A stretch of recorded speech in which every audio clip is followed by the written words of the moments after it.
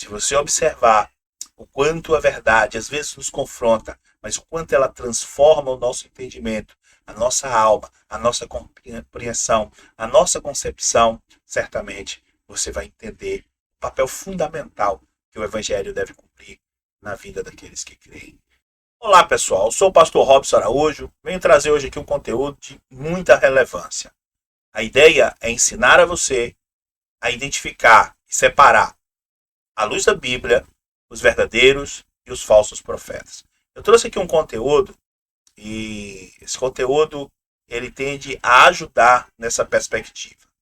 Queria mostrar para você primeiro, acerca do profeta Micaías, e a ideia é fazer um paralelo ali entre uma coisa e outra. O profeta Micaías e os profetas de Acabe, que somavam 400 profetas. Se você prestar atenção, o que o profeta Micaías fazia ali e o que os profetas de Acabe faziam, você vai ver que tem interesses envolvidos. Primeiro, os interesses dos profetas que profetizavam ao ouvido de Acabe, que tinham um interesse claro de agradar ao rei. Por outro lado, o interesse de Micaías era agradar a Deus e por isso ele prega uma mensagem, ele transmite uma mensagem povoada de verdade, muito embora não fosse aquilo que as pessoas queriam ouvir, ou que o rei Acabe, ou que o mesmo o Josafá, o rei de Judá, queriam ouvir. Tanto é que o Josafá, o Micaías, ele é convidado pelo Josafá a pregar o que todos pregavam. E ali o Josafá diz que todos os profetas diziam uma determinada coisa ao rei, E ele exorta o Micaías a não dizer algo diferente. O Micaías, por sua vez, diz para o Josafá que diria aquilo que o Senhor colocasse na sua boca. Outro exemplo que eu queria trazer para a gente poder criar aqui a reflexão é os Micaías do dia de hoje e como eles às vezes são abordados na igreja, ali os líderes buscando saber qual tipo de mensagem que ele vai pregar, pois não podem ser mensagens exortivas, nem podem ser mensagens que ali instrua a santificação ou fale sobre o pecado.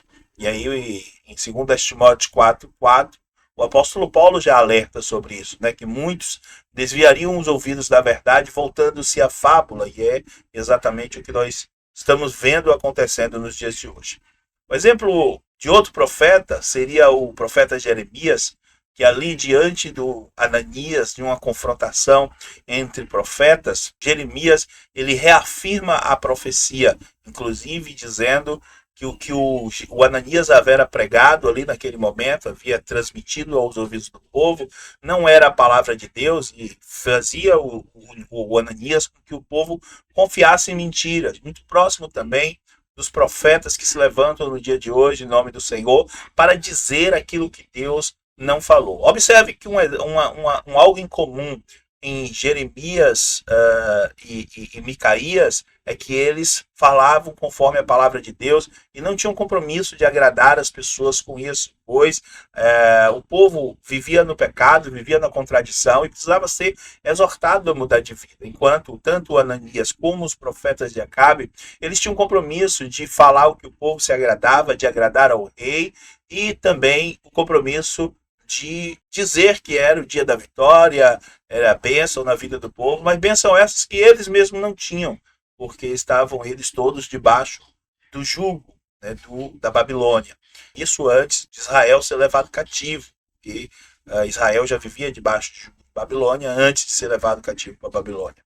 Outro exemplo que a gente também pode trazer, e olha que tem coisas em comuns entre esses profetas, é Amazias, o sacerdote na época de Amós, tendo Amós profetizado que Deus lhe mostrara o prumo e como ele faria ali o conserto sobre Israel, o Amazias, que era sumo sacerdote na época e tinha mais interesse em agradar ao rei, em agradar ao povo, do que propriamente agradar a Deus, ele exorta o profeta e diz que Israel não poderia sofrer as palavras de Amós, muito embora as palavras de Amós fossem uma instrução direta do próprio Deus. E aí os Ananias dos dias de hoje, eles se comportam da mesma maneira. Os Ananias fazendo referência lá ao profeta que confrontou Jeremias, eles pregam bênção, milagres, prosperidades, a mesma coisa que pregavam os profetas de Acabe, a mesma coisa que pregava o Ananias ali em frente ao profeta Jeremias, a mesma coisa que pregava o Amazias, o sumo sacerdote. Todos que tinham compromisso com alguma coisa terrena, estava vinculado a algo que não era Deus, eles falavam aquilo que as pessoas queriam ouvir, segundo os interesses dos reis, e muitas vezes não era verdade, muito embora serem palavras de bênção, de prosperidade, de milagre, de vitória, mas essa vitória ela não vinha porque, como não veio no tempo de Jeremias, e Israel foi levado a cativeiro, justamente porque Deus não tinha compromisso com isso. Então a gente vê que os profetas eles até falam coisas agradáveis, mas essas coisas agradáveis elas não podem se cumprir, porque eles não carregam nem bênção para si, quem dirá para os outros. Jesus também foi confrontado pelos fariseus quando ele pregava, mas Jesus anuncia, primeiro, que as obras dos fariseus eram a fim de serem vistas por homens. Segundo, que eles amavam os primeiros lugares nas sinagogas. E terceiro, que eles amavam ser chamados de mestre.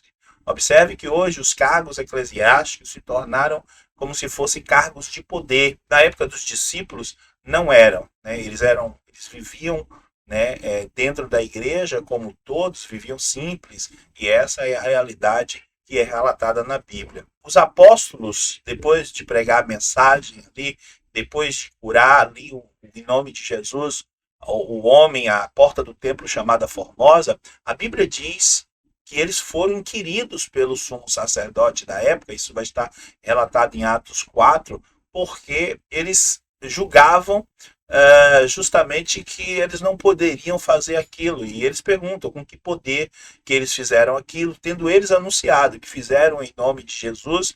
O sumo sacerdote, em Atos 4, versos 18, exorta-os a não mais pregar no nome de Jesus, tendo Pedro e João respondido no versículo seguinte, no versículo 19, que mais convinha seguir a Deus do que ao homem. Quando a gente observa a conduta desse sistema específico que se propagou na mentira, a gente chega na Inquisição da Igreja, a igreja que foi criada pelo Estado romano, a igreja de matriz romana, criada com todo o paganismo romano, em 325 d.C., bancada pelo Estado romano, através do imperador Constantino, criada com o objetivo de erguer um falso cristianismo e acabar com a fé genuína, tanto que os cristãos foram inquiridos, perseguidos, mortos, queimados em fogueira, em função de não negarem a sua fé.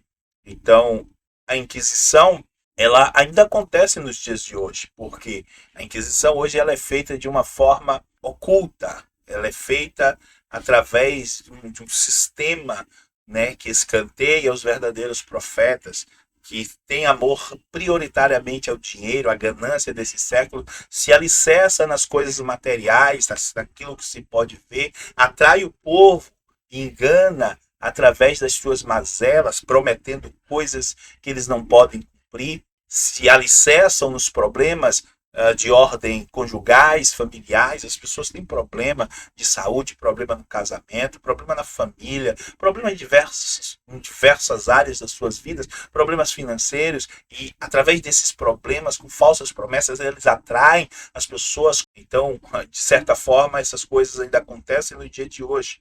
Só, meus amados, que ainda precisamos observar o que Jesus nos diz. Jesus, ele diz: acautelai-vos dos falsos profetas.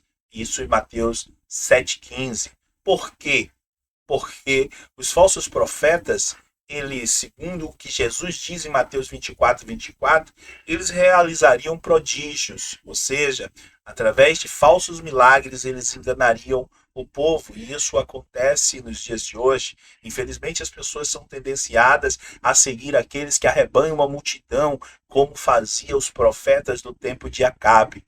As pessoas são tendenciadas a seguir profetas, como fazia o Ananias, que era a voz que o povo se agradava em ouvir, porque falava exatamente o que o povo queria ouvir: que não teria cativeiro, que não teria espada, que Israel quebraria o jugo da Babilônia, mas nada disso era verdade, porque o verdadeiro profeta de Deus anunciava que Deus não estava agradado com a conduta do povo.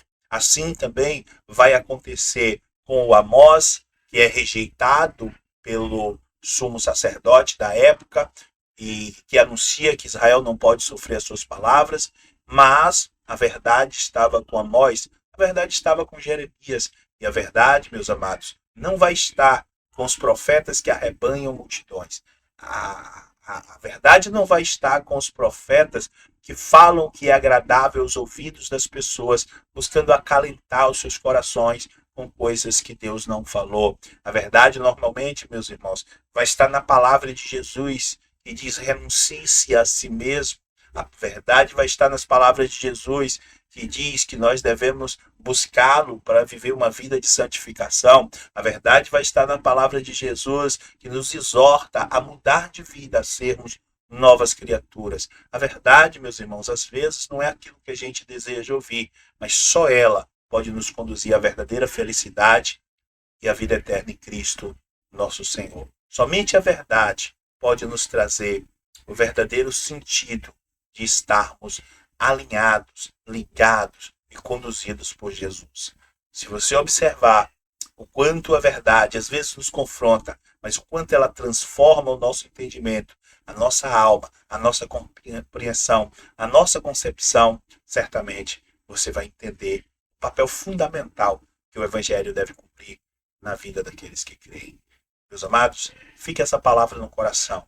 Eu espero que a partir dela possamos ampliar o leque onde as pessoas elas compreendam o verdadeiro sentido da verdade. Se esse conteúdo é relevante para você, faz algum sentido, eu peço que clique no like, dê o seu like, compartilhe, transmita essa mensagem adiante, porque muitas pessoas precisam ouvir aquilo que verdadeiramente Deus tem a falar. Deus abençoe a todos, fique na paz do Senhor Jesus.